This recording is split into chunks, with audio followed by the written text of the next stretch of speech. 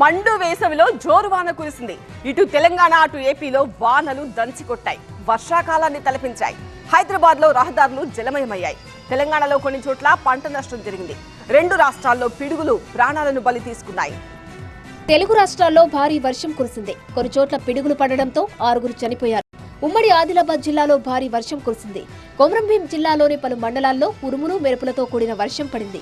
మంచిర్యాల, నస్పూర్, హాజీపూర్ మండలాల్లో భారీ వర్షం భయపెట్టింది.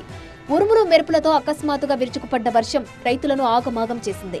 అకాల వర్షాలతో మొక్కజొన్నలు, వరి తడిసిపోవడంతో అన్నదాతలు ఆందోళన చెందుతున్నారు. ఉమ్మడి నిజామాబాద్ జిల్లాలో ఉరుములు మెరుపులతో 2 గంటల పాటు ఏకధాటిగా వర్షం కురిసింది. నాగర్ కర్నూలు జిల్లా కోడోరిపల్లిలో పిడుగుపాటుకు 2 మహిళలు ప్రాణాలు కోల్పోయారు.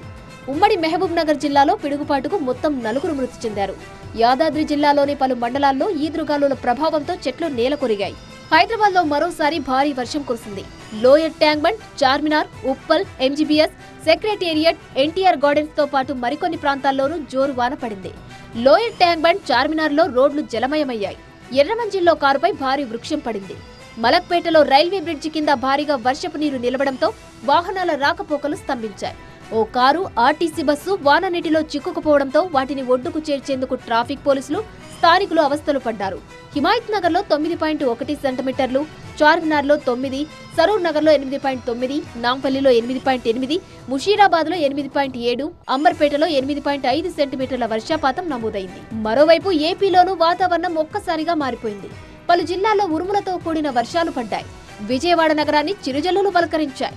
చిత్తూరు జిల్లా కుప్పంలో గంటకు పైగా వర్షం కురిసింది. నంద్యాల జిల్లా డోన్ నియోజకవర్గంలో వర్షం పడింది. కడప నగరంతో పాటు రైల్వే కోడూరులో ఈదురుగాలులతో కూడిన వర్షం కురిసింది. అటు కర్నూలు, అనంతపురం జిల్లాలో పిడుగుపాటుకు 2 మృతి చెందారు. కర్నూలు జిల్లా కందనాతిలో బాలుడు మృతి చెందాడు. అనంతపురం జిల్లా కదిరిపల్లిలో మహిళ చనిపోయింది. అనంతపురం జిల్లా నార్పాల మండల కేంద్రంలో పిడుగుపడి సుదర్శన్ అనే రైతుకు చెందిన 3 ఆవులు మృతి చెందాయి.